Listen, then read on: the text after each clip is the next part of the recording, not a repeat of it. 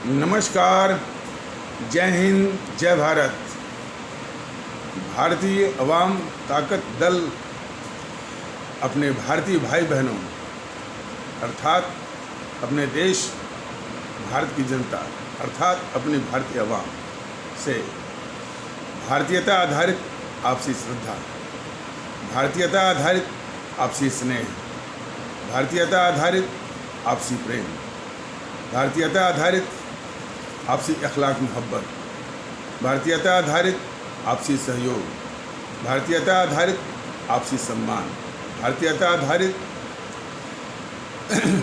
आपसी भाईचारा, भारतीयता आधारित आपसी एकता तथा भारतीयता आधारित आपसी सद्भाव को समझने व उसे आत्मसात करके वैसा ही और उसे अनुसार आचरण एवं व्यवहार करने हैं और इसके पूरे समस्त भारत में प्रचार प्रसार करने हैं और इसके महत्व और अहमियत को प्रत्येक देशवासी को समझाते हुए वैसा ही और उसी अनुसार आचरण एवं व्यवहार करने हैं और प्रत्येक देशवासी को अपना ही भारतीय भाई बहन मानकर, समझकर, अपनाकर उनके साथ वैसा ही और उसी अनुसार आचरण एवं व्यवहार करने हैं सतत, सदैव और हमेशा अदब के साथ, आदर के साथ अर्ज करता है, विनती करता है। देखिए, पिछले बहुत पहले एपिसोड में मैंने ये अपनी भावना व्यक्त की थी कि जब मैं इसका उच्चारण करता हूँ कि हमारे भारतीय भाई बहन, हमारी भारतीय माँ, हमारे देश की जनता, तो मैं कितना सुख और गौरव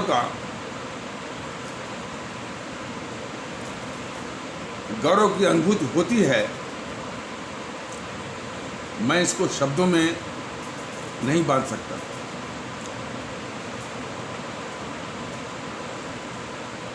ये मेरा सौभाग्य है कि हम अपने 125 करोड़ जनता को, अपने भारतीय भाई बहन, अपने आदरणीय भारतीय भाई बहन, अपने आदरणीय भारतीय अवाम के संबोधन मात्र से नहीं, वो दिल से जो इज्जत होनी चाहिए वो देने की कोशिश हम कर रहे हैं और ये मेरे लिए बहुत सुकून और गौरव की बात है। और आप देखते होंगे कि हर एक एपिसोड में इस बात का यहीं से शुरुआत होती है कि भारतीयता आधारित आपसी श्रद्धा, भारतीयता आधारित आपसी स्नेह, प्रेम, अखलाक, मोहब्बत, सहयोग, सम्मान, एकता, भाईचारा, सद्भाव, भारतीयता आधारित। इसको आप लोग अनुभूत कर लिए होंगे कि ये कितना इस मुल्क के लिए ज़रूरी है। जागृति हो रही है, लेकिन अभी भी उसके कई गुना अभी भी बिखराव पड़ा हुआ है। ये भारतीय समाज विरोधी ताकतें जो है सक्रिय हैं और वो भारतीय समाज विरोधी ताकतें सत्ता में जाने के बाद भी वही समाज विरोधी हरकत, बयान उनका जारी है। जैसे ममता बनर्जी को देख लीजिए, चुनाव के दौरान भी सत्ता में रही तब भी उसके मन में कितना जहर है। जो ये कहता है कि मैं, जो ये कहती है कि मैं सभी हिंदी भाषियों को पश्चिम बंगाल से निकाल दूँ, उसको समझाने की जरूरत नहीं है। लेकिन पूरे भारत की आवाम उसको एक संदेश दे कि पश्चिम बंगाल में रहने वाले भारतीय भाई बहन का हक सिर्फ पश्चिम बंगाल में ही नहीं है, पूरे देश में है। और उसी प्रकार पूरे देश में रहने वाले भारतीय भाई बहनों का हक पश्चिम बंगाल में है। ऐसा ही संदेश शिवसेना को भी देना होगा और इसी प्रकार जितने भी ये कुत्सित मानसिकता वाले हैं सबको कड़ा संदेश देना होगा। लेकिन अफसोस, सिर्फ संदेश से ये प्रजाति मानने वाली नहीं होती है। इसकी दुष्टताएं इतनी गहन और ज़मीन के अंदर धसी हुई होती हैं और इनकी आदतें इतनी उसी प्रकार इनकी आदतें बनी हुई होती हैं, ये अपनी आदतों को छोड़ने को तैयार नहीं है। तो फिर इलाज आप आदरणीय भारतीय आवाम के हाथों में, इनको नस्त में नाबूद करना है, जो कि अभी तक चुनाव में बहुत कम देखने को मिला। सिर्फ उत्तर प्रदेश के पंचायत चुनाव में थोड़ा सा इसका असर देखने को मिला है कि वहाँ पर सभी पार्टियां, भाजपा भी 2000 से नीचे आकर गिरी है 6 से 88 पर। सपा जो है जो 8-9 से थी वो 6 से 50 पर। इस प्रकार और भी बहुजन समाज पार्टी और ये JNPC कांग्रेस भी आकर गिरी है। और निर्दलीय जो कि पिछले पंचायत चुनाव में 1.5 से थे वो 15 से आ गए। ये एक शुरुआत है, लेकिन सिर्फ शुरुआत से ही काम नहीं चलेगा। हमारे देश के सभी 135 करोड़ और 80 या 90 करोड़ जो आदरणीय भारतीय मतदातागण हैं, वो इन शक्तियों को परास्त करने के लिए मतपेटी पर इनको शून्य वोट मिले, इसके लिए कटिबद्ध हूँ, इसके लिए प्रतिबद्ध हूँ। यह एक मात्र समाधान अब आप लोगों के हाथों में रह गया। इसीलिए ये भारतीय जनता का दल अपने सभी भारतीय भाई बहनों से सर्वप्रथम तो भारतीयता का एहसास कि हम सिर्फ भारतीय हैं। और इसका आधार भी है, इसका आधार ये है कि हमारे उन अमर शहीदों ने, आदरणीय राष्ट्रभक्त शिरोमणि नेताजी सुभाष चंद्र बोस, शहीद आजम भगत सिंह, अमर शहीद चंद्रशेखर आज़ाद, अमर शहीद अशफाकुल्ला, अमर शहीद खुदीराम बोस, अमर शहीद सुब्रमण्यम भारती जो कि तमिलनाडु से थे, अमर शहीद श्रीमती रानी लक्ष्मीबाई, अमर शहीद श्रीमती रानी चंद्रमा जो कि कर्नाटक से थी, अमर शहीद श्रीमती रानी गडेलियो जो कि नागालैंड से थी, इत्यादि अमर शहीदों ने हमारी आपकी इस मुल्क की आज़ादी की खातिर भारत माता की बलवेदी पर अपने प्राण सहित सर्वस्व खुशी सहर्ष न्यौछावर कर दिया। तो उनका भी संदेश हमारे आपके लिए यही था। और इसी भावना से कि आज हम जो कुर्बानी दे रहे हैं वो भारतीयों के लिए दे रहे हैं, भारतीय भाई बहनों के लिए कुर्बानी दे रहे हैं, उनकी आज़ादी के लिए दे रहे हैं। वो हिंदुओं के लिए नहीं दे रहे हैं, वो मुस्लिम के लिए नहीं दे रहे हैं, वो सिख या ईसाई के लिए नहीं दे रहे हैं, वो पंजाबियों के लिए नहीं दे रहे हैं, वो तमिल के लिए नहीं दे रहे हैं, गुजराती के लिए नहीं दे रहे हैं, सिर्फ अपने भारतीय भाई बहन के लिए उन्होंने कुर्बानी दी। कुर्बानी देकर उन्होंने यह हम सभी को यह पैगाम दिया था। आज उनके पैगाम की, उनके आदर्शों की ममता बनर्जी जैसे गद्दार, शिवसेना जैसे गद्दार इस देश के उसकी हत्या करने पर तुले हैं।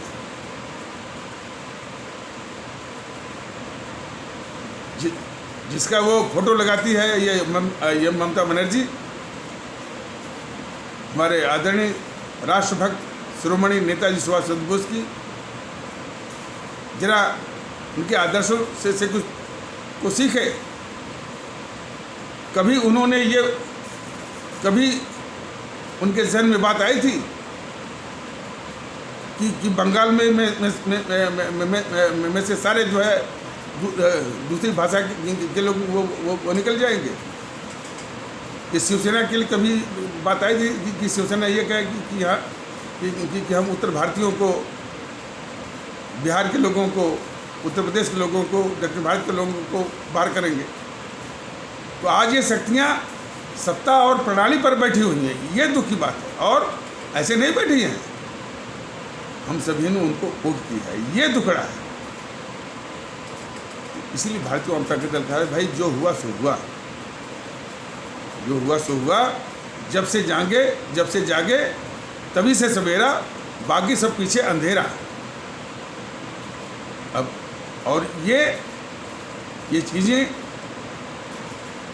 मैं या भारतीय जनता दल अपनी ओर से नहीं कर रहे।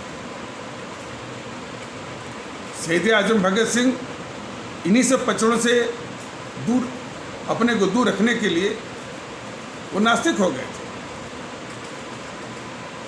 और उन्होंने अपनी किताब व्हाई आई एम एथिस्ट यानी मैं नास्तिक क्यों बन गया, तो उसमें उन्होंने मुख्य रूप से कहा है कि आज हम अपने प्राणों की आहुति दे करके इन गोरे अंग्रेज़ों को, सफ़ेद अंग्रेज़ों को भगा देंगे, लेकिन हमारे देश के ही अंदर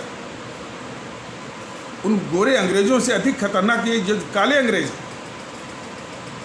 जो कि संप्रदाय, जाति, भाषा, प्रांत के आधार पर भारतीय समाज को छिन्न भिन्न करने पर तुले हुए हैं। ये काले अंग्रेज को भगाने का शहीद आजम भगत सिंह के आदेशानुसार, उनकी प्रेरणानुसार आज बहुत अनिवार्य हो गया है। तो एक मुश्त, चाहे वो गांधी नेहरू परिवार, चांदा चौकड़ी काकस या कांग्रेस हो, चाहे ये बीजेपी हो, चाहे वो टीएमसी हो, चाहे वो आरजेडी हो, चाहे वो समाजवादी पार्टी हो, चाहे वो बहुजन समाज पार्टी हो, चाहे वो अकाली हो, चाहे वो शिवसेना हो, चाहे वो एनसीपी हो, चाहे वो वाईएसआरसी हो, चाहे वो टीडीपी हो, चाहे वो डीएमके हो, चाहे वो वामपंथी, सबको एक मुश्त इन काले अंग्रेज़ों को, अच्छा कुछ तो भारतीय समाज को छिन्न भिन्न कर रहे हैं और कुछ भारतीय समाज को छिन्न भिन्न भी करते हैं और इस देश से गद्दारी भी करते हैं, इस देश से दुश्मनी भी करते हैं। उनमें दो दल प्रमुख हैं, ये जीएनपीसी, गांधी नेहरू परिवार चांदा चौकड़ी काकस, और ये वाम दल। और अब तो नज़ारा कुछ और भी गंभीर है और भी खतरनाक है। इन गद्दारों को ये चैनल वाले प्रमुखता से दिखाते हैं, ये दुख नहीं बात। ये जी न्यूज़ वाला आज तक ये नहीं मानसिक रूप से मान पाया कि राहुल इस देश का बहुत बड़ा गद्दार है, सोनिया इस देश की सबसे बड़ी गद्दार है, वाम दल वाले इस देश के बहुत बड़े गद्दार हैं। और इसीलिए इन सारे गद्दारों को अपने चैनल पर बुलाता है। हमने सुना है कि शायद किसी पैनल डिस्कशन में सुनील चोपड़ा यहीं का अन्न खा करके, इसी देश का अन्न खा करके वो कह रहा कि खबरदार चीन का जो नाम लिया। कितना गद्दार ये चैनल जी न्यूज़ है,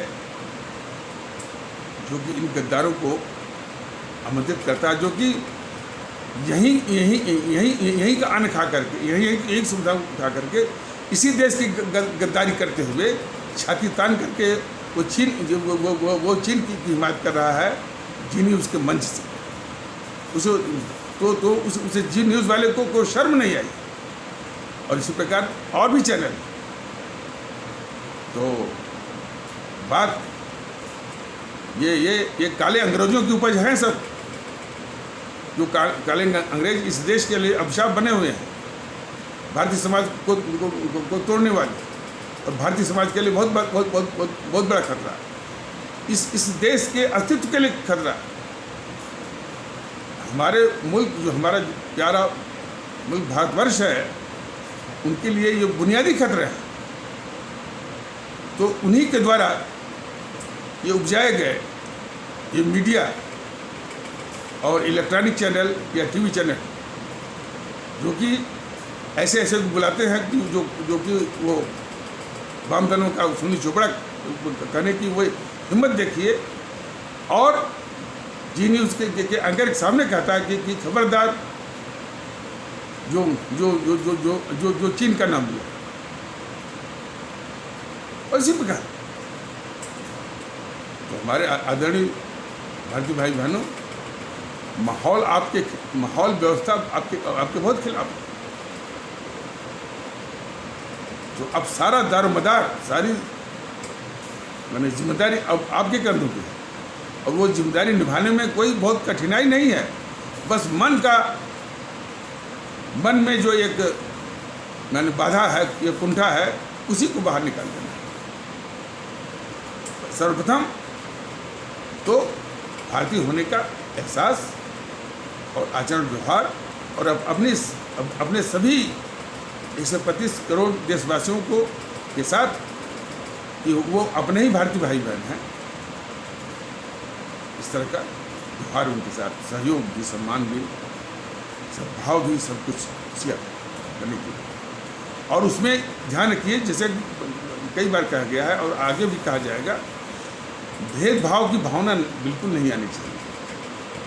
भेदभाव इस भारतीयता का सबसे बड़ा शत्रु है। इससे सर्वथा हमेशा बचना होगा। ये हमारा वो भारतीय भाई, वो हमारा भारतीय भाई है, फिर और कोई विचार नहीं आना चाहिए कि वो इस जाति का है, इस संप्रदाय का है, इस भाषा का, इस प्रांत का, बिल्कुल नहीं। तभी ये प्रेरणा, ये संचार सभी भारतीय भाई बहनों में आएगा। तो भारतीय एकता इसकी पहली सीढ़ी है। तो इस सीढ़ी को मजबूत करने के बाद ही आगे बढ़ना है। और इन सभी काले अंग्रेजों को मतपेटी पर शून्य करके शहीद आजम भगत सिंह के आदर्श और आदेशों का पालन करना।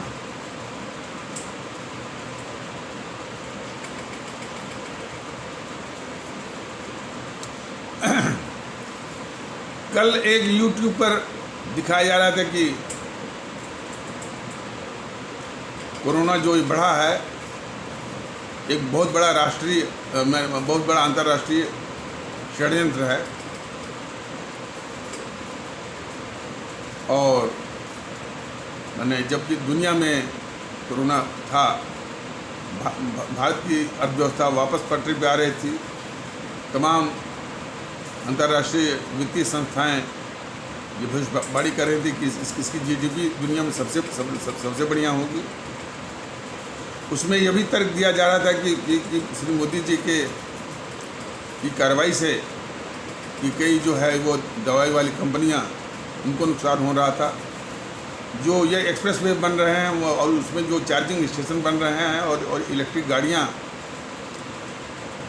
आने की जो योजना बन रही है, उससे जो तेल कंपनियां हैं अंतर्राष्ट्रीय स्तर पर, वो अपने व्यापार में बहुत घाटा देख रही थी, वो इनके पीछे पड़ गई। और इस प्रकार और भी भारतीय आम ताकत दल का ये कहना है कि ये जो अंतर्राष्ट्रीय लॉबी है, चाहे अपने व्यापार के हित के चलते या ऐसे भी भारत के विरुद्ध इस तरह का षड्यंत्र करती हैं, तो एक बहुत बड़ी संगठित एक सिंडिकेट है, एक बहुत बड़ा एक लॉबी है भारत के खिलाफ। कोई आज से नहीं, ज़माने से। अरे जिसमें ये गद्दार नेहरू भारत के हितों की को गिरवी रख दिया देश के दुश्मनों के हाथों में, और इन्हीं समाज विरोधी अंतर्राष्ट्रीय ताकतों या लॉबी के हाथों में, तब भी ये लॉबी और ये सिंडिकेट क्या भारत के खिलाफ षड्यंत्र करने से माना? नहीं माना ना। हमेशा कभी पाकिस्तान को लेकर के हमेशा जो है माने भारत के खिलाफ षड्यंत्र वो चलता ही रहा। तो भारत के खिलाफ षड्यंत्र ये मान करके उस पर कोई वो है तौबा करने की आवश्यकता नहीं है। लेकिन उन अंतर्राष्ट्रीय भारत विरोधी षड्यंत्र से ज़्यादा खतरनाक हमारे देश के जो अंदर है जो ताकतें हैं, गांधी नेहरू परिवार, चांद्रा चौकड़ी, कांग्रेस, वाम दल, ये TMC, ये ज़्यादा खतरनाक, और वो हमारे आपके वोट के द्वारा सत्ता पर करनी चाहिए। ये सबसे बड़ा दुख की बात है। इस पर गंभीर होना पड़ेगा। सिर्फ अंतर्राष्ट्रीय षड्यंत्र पर हाय तौबा करके इन पर पर्दा डालना और इनसे जो है मुख मोड़ लेना और इनको गंभीर न मानना समस्या को और गंभीर बना देगा। अब जैसे अब ये मीडिया के द्वारा चलाया जा रहा है, बीजेपी के द्वारा चला कि कांग्रेस खत्म हो रही है। कहाँ खत्म हो रही है भाई? ये कांग्रेस कहाँ खत्म हो रही है? आसाम में कुछ सीट मिली ना, केरल में कुछ सीट मिली ना, तमिलनाडु में कुछ सीट मिली ना, पुदुचेरी में कुछ सीट मिली ना। भारतीय जनता दल ने पहले ही बताया है कि यह जेएनपीसी गांधी नेहरू परिवार चांद्रा चौकड़ी काकस वाम दल इस कोरोना से हजारों लाखों गुना खतरनाक वायरस का वेरिएंट है ये। इसका एक भी वायरस भारत में है, भारत वो खतरे से बाहर नहीं है। हमारे सभी आदरणीय भारतीय भाई बहन इसको समझें। इसलिए इस तरह की मानसिकता मत फैलाएं कि कांग्रेस कमज़ोर हो रही है। कांग्रेस वो जरा भी कमज़ोर नहीं है, बड़ी खतरनाक है वो। ये कांग्रेस के जितने भी लोग जब ये वीडियो जाता है लोगों के बीच में और उसके नेता भारतीय जनता दल के पदाधिकारी से जब बात करते हैं, कभी भी वो देश पर नहीं बात करते, आवाम पर बात नहीं करते, आवाम के हित की बात नहीं करते, देश के हित की बात नहीं करते। सिर्फ दो ही बात करते हैं, या तो धमकी या तो गाली गलौज, या हम आपके कारण बर्बाद हो गए। तो या तो जो हमसे धमकी देता है, गाली गलौज देता है और सिर्फ हम बर्बाद और अपनी ही चिंता करता है, वो सत्ता में आने के बाद हमको आपको इस देश को क्या दे सकता है? उसको सोचिए ना। ऐसे को वोट अभी भी वोट मिल रहा है, ये चिंता का विषय है। तो इस मुद्दे को गंभीरता से देखना होगा कि अभी भी वाम दलों को वोट मिल रहा है। अभी भी ममता बनर्जी को, जैसे ममता बनर्जी की बात ले लीजिए, मान लीजिए वो उसको 215 सीट आई। हमारे कुछ भारतीय भाई बहन पश्चिम बंगाल से जो भारतीय जनता दल को से बात करते रहते हैं, बताते हैं कि उसने धांधली किया और आतंकित करके और जो ईवीएम मशीनों पर उसके आदमियों ने तमाम मैंने वो दबाते गए, गड़बड़ी किया, यानी पोल को रिग किया। हो सकता है, लेकिन सारा कुछ सीट 215 तो उसी से नहीं आया होगा। मान लीजिए धांधली नहीं करती तो 100 सीट तो आती, 80 सीट तो आती। 80 सीट जिताने के लिए वहाँ के भारतीय भाई बहन तो अभी तो मोह जाल में है ना।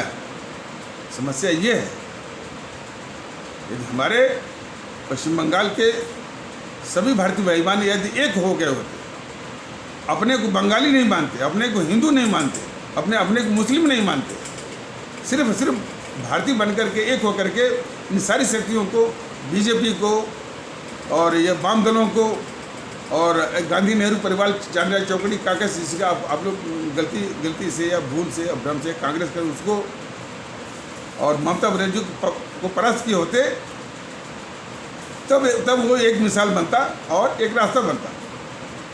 तो अभी भी जो इन समाज विरोधी ताकतों के मोह जाल में हमारे भारतीय भाई बहन वही जो फंसे हुए हैं, समस्या वो है।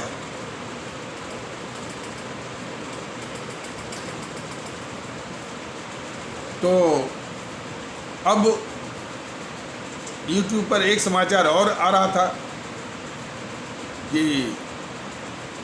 उत्तर प्रदेश के पंचायत चुनाव में हमारे हजारों चुनावकर्मी,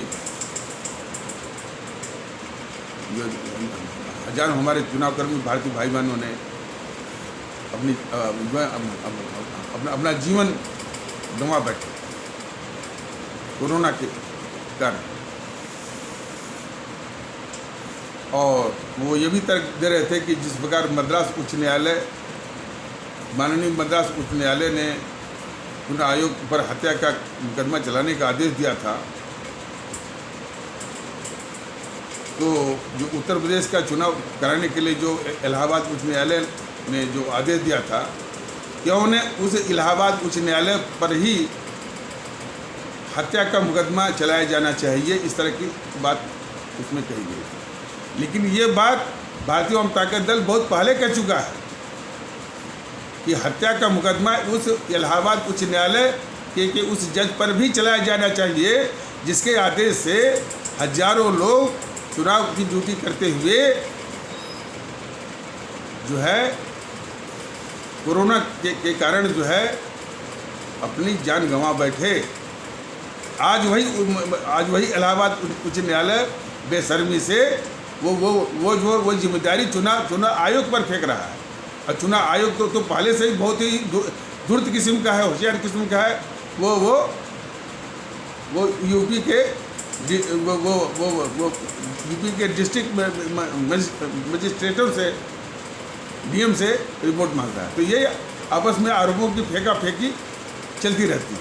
लेकिन होता क्या है, हमारे आदरणीय भारतीय भाई बहनों की मौत और ये गैर जिम्मेदार एक दूसरे पर जो है वो फेंकते रहते हैं। तो आदरणीय भारतीय भाई बहन समझें कि कहाँ तक आप भटकेंगे। हाई कोर्ट में भटकेंगे कि सुप्रीम कोर्ट में भटकेंगे कि चुनाव आयोग में भटके, कहाँ तक भटकेंगे। इसलिए ये सारी उपज जो है इन देश विरोधी जो ताकतें हैं या जिनको हमारे शहीद आजम भगत सिंह ने काले अंग्रेज कहा था, उन्हीं के कारण है। और उससे वो समस्या जब और बढ़ जाती है जब हम उनको वोट दे करके उनको ताकत दे देते। समस्या यहाँ पर है, तो समस्या का निदान यहाँ करना है। वो बार बार समाधान आकर के इनकी समाधान की बात आकर के यही रुकती है कि इन सारी शक्तियों को मतपेटी पर शून्य करना है। इसके प्रति मन में ठानना होगा, इसके प्रति जो है प्रतिबद्ध होना होगा, इसके प्रति जो है प्रतिबद्ध होना होगा और कोई समाधान नहीं। और अब उस यूट्यूब पर तमाम न्यायालय के खिलाफ बातें कही गई, न्यायालय के भ्रष्टाचार और केस और वो उसमें केसेस की इंडिपेंडेंसी, पक्षपात और तमाम बातें। कुछ मोदी के वक्त जो है ये भी कह रहे थे कि किस तरह का आदेश दे रहा है सुप्रीम कोर्ट। भारतीय जनता ताकत दल ने इनका इस तरह की समस्याओं का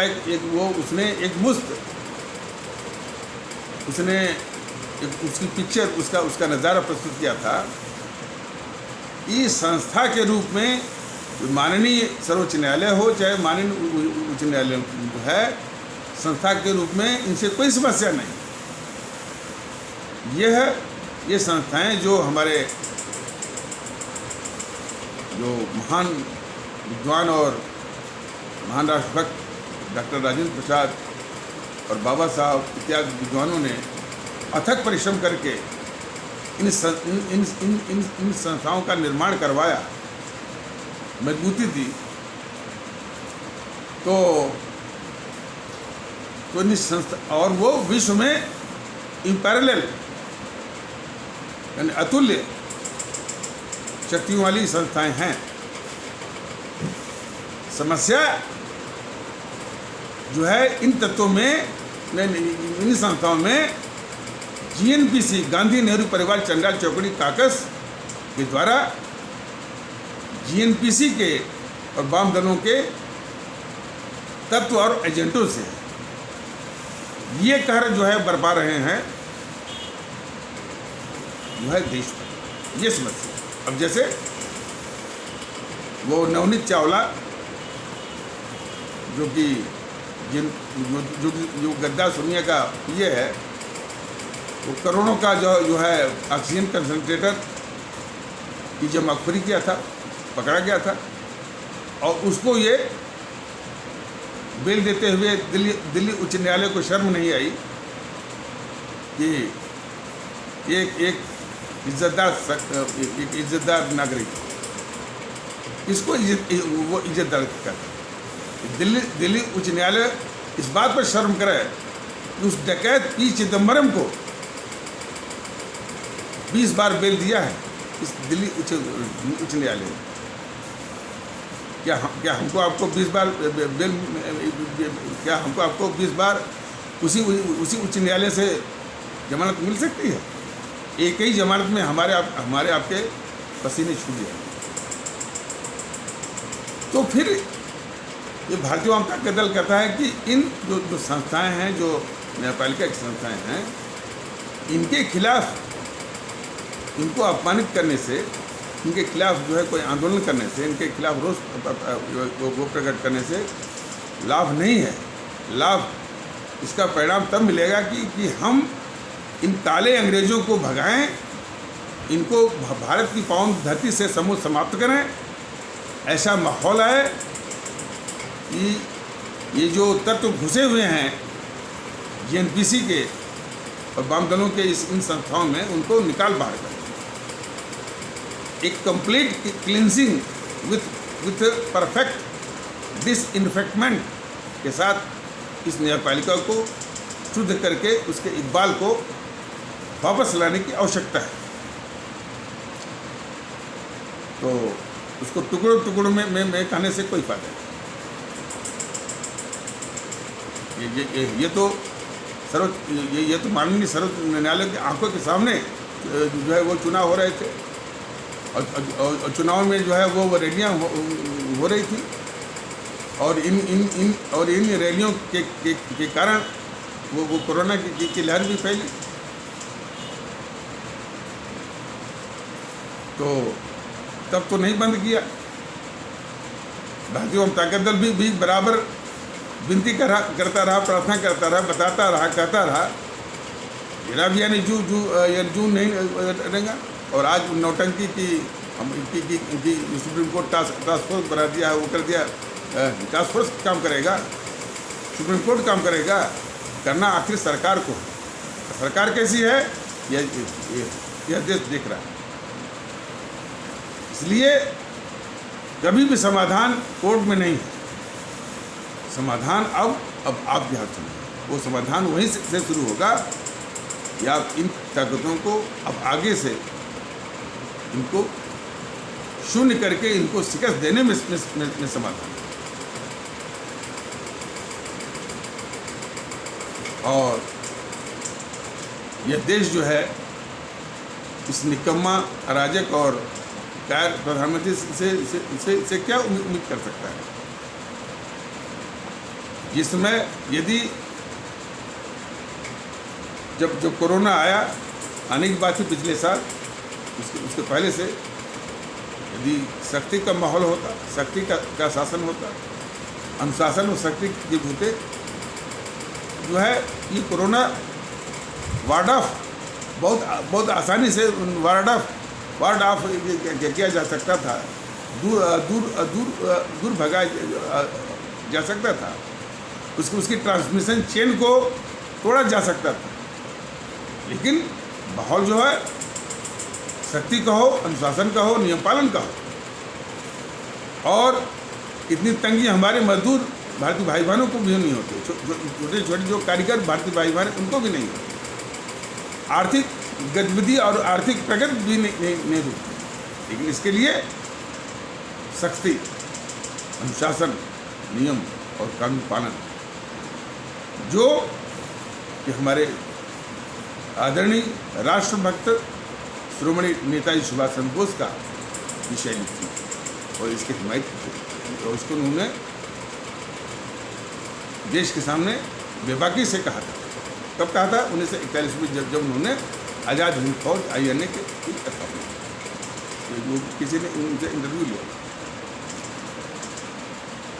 भारतीय जनता दल उनकी भी शासन पद्धति प्रणाली और साथ में हमारे आदरणीय सम्राट औरंगजेब, वो भी आवाम के लिए सख्ती, अनुशासन, नियम पालन और निष्पक्षता, इसके द्वारा ये बहुत आराम से इस बीमारी का, और यही इलाज है, न तो वैक्सीनेशन इलाज है, न तो कोई इलाज है। सख्ती, अनुशासन और नियम पालन, इसको अमल में लाएं।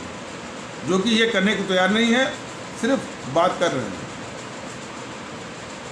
कोई इस कायर, अराजक और निकम्मा प्रधानमंत्री से पूछे कि आप क्या बात कर रहे हैं अमरिंदर सिंह से,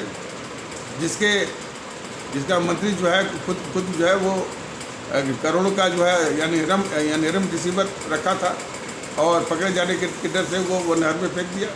अब क्या बात करेंगे उससे। और कोरोना के विषय में ये गाला जो यानी सारी जिम्मेदारी वो राजस्थान के भारतीय भाई बहनों पर डालने वाला, और उसको पता ही नहीं कि उसको क्या पिछले कोरोना के संबंध में पीछे क्या बोला था और अब क्या बोल रहा है। तो उसके साथ ये मोदी जी कौन सी बात करेंगे और कौन सी बात करके जो है वो राजस्थान के भारतीय भाई बहनों को राहत दिलवाएंगे। जो ममता बनर्जी इनकी एक बात मानने को तैयार नहीं है, पश्चिम बंगाल के भारतीय भाई बहनों को, ममता बनर्जी से कौन सी बात करेंगे और कौन सी बात उससे मनवा लेंगे, और कौन सी ये राहत जो है वो हमारे पश्चिम बंगाल में रहने वाले भारतीय भाई बहनों को दिलवा देंगे। यही समस्या जो है वो विजयन के साथ है। विजयन इनकी एक बात वो मानने वाला नहीं है। वही हालत इनका जो है उद्धव ठाकरे सब मानते हुए नहीं, ऊपर से आरोप लगाते हैं। तो इस संकट की घड़ी में जो ये राजनीतिक स्वार्थों के अनुसार आरोप प्रत्यारोप है, इस कष्ट को और बढ़ा दे रहा है। क्यों? ये देश विरोधी काले अंग्रेजों वाली ये ताकत है। तो हमारे आदरणीय भारतीय भाई बहन इस बात को समझें कि कोई भी समस्या को आप गंभीरता से उसका विश्लेषण करेंगे तो बात जो जिम्मेदारी है, जो अंग्रेजों का होता है कि द बक स्टॉप्स हियर, बक माने जो जिम्मेदारी आकर के यही रुकती है उसके समाधान की, कि हम इन देश विरोधी ताकतों का वर्ग का नाश करें, इनको शून्य करें, मत पेटें। और इसके लिए भारतीय जनता दल ने बराबर कहा थ्रू वेलवेट रेवोल्यूशन, इनको शांति ढंग से, इसमें किसी भी भारतीय भाई बहन को कोई कष्ट नहीं उठाना है, कोई आंदोलन नहीं करना है, कोई धरने पर नहीं बैठना, कोई आमरण अनशन भी नहीं करना, कोई झंडा लेके भी नहीं दौड़ना धूप में और बरसात में, सिर्फ मन में ठानना है इनको, और भारतीयता का माहौल पूरे विश्व में। इसी के लिए भारतीय जनता दल बार बार आपसे और इस अराजक और निकम्माकार प्रधानमंत्री अराजक ने अब तो देश के साथ गद्दारी मानी जाएगी ना। जो ममता बनर्जी के जीतने पर कैसे जीती है उसको बधाई दे रहा है, विजयन को बधाई दे रहा है, तो ये मुल्क के साथ गद्दारी है। जिसकी भक्ति इनके प्रति है, कोई कह रहा था कि जो ये वाड्रा जो सोनिया का दामाद है और प्रियंका और राहुल ने जो ज़मीन हड़पी थी, उसमें वाड्रा ने अपनी ज़मीन में जो है वो सोलर पैनल का बिजनेस लगवा दिया 25,000 करोड़ का। तो ये सारे देश के लुटेरों को, देश के दुश्मनों को ये पाल रहे हैं मोदी जी, इस देश की और अपने भारतीय आवाम के हितों की कीमत। ये सरासर गद्दारी है मोदी जी की देश के खिलाफ और उस भारतीय आवाम के खिलाफ जिन्होंने इन पर विश्वास करके इनको प्रधानमंत्री बनाया।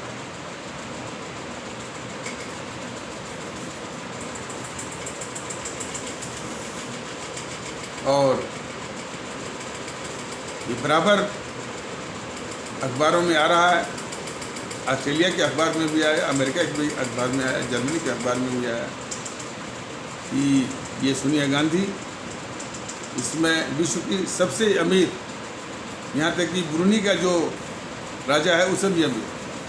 तो ये तो भारतीय ओम ताकत तो बराबर बता रहा है कि आज की तारीख में ये जो दो बड़े डकैत हैं, गद्दार राहुल गांधी, गद्दार सोनिया गांधी, इनके नाम से विदेशों में 1 से 20 लाख करोड़ का काला धन है। इसकी बात मोदी जी ने 2014 के लोकसभा के चुनाव के दौरान बोले थे, और देश ने भी भरोसा किया था कि भाई जब ये सत्ता में आ जाएंगे तो ये इन समूह का काला धन और लोगों का काला धन लाएंगे। SIT जो सर्वोच्च न्यायालय ने गठित कर रखी थी, जिसका पालन वो UPA की सरकार, सोनिया मनमोहन सरकार नहीं कर रही थी, उसको मोदी जी ने जिस दिन ये प्रधानमंत्री का कार्यभार संभाला उसी दिन लागू करके तमगा तो लूट लिया। लेकिन उस काला धन पर बनी SIT ने किया क्या देश को पता ही नहीं। और वो काला धन वो लाना है या नहीं लाना है, क्या करना है, बिल्कुल ये मोदी जी की घिघी बंद है, बीजेपी वालों की घिघी बंद है। बीजेपी के पत्रकारों से लोग पूछते हैं कि भाई क्या हुआ उस काला धन का, तो क्या अभी तक तो हमको कोई सूचना नहीं, जब कोई केस आएगा तो देखा जाएगा।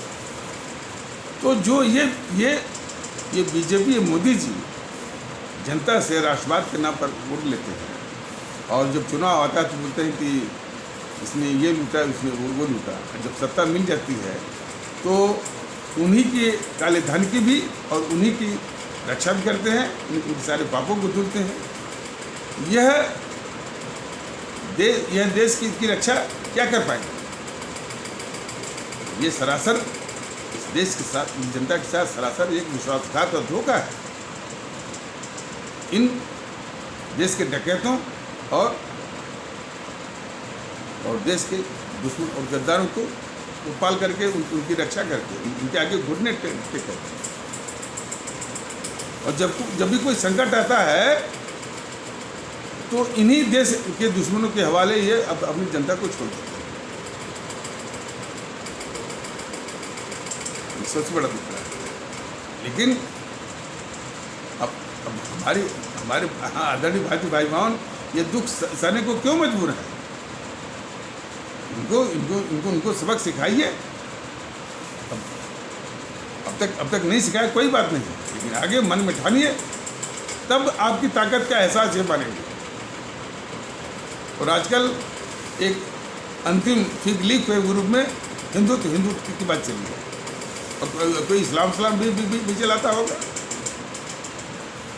हिंदुत्व है, अब डराने के लिए दारुल इस्लाम की भी बात करते हैं, गजवा हिंद की बात करते, यही सब गंदगी, इसी गंदगी के बूते जीते भी हैं। आज वक्त है कि इन सारी गंदगियों का पता किया जाए। ये कौन तत्व हैं जो इस तरह की गंदगी अभी भी जो है वो फैलाने पर तुले हुए हैं?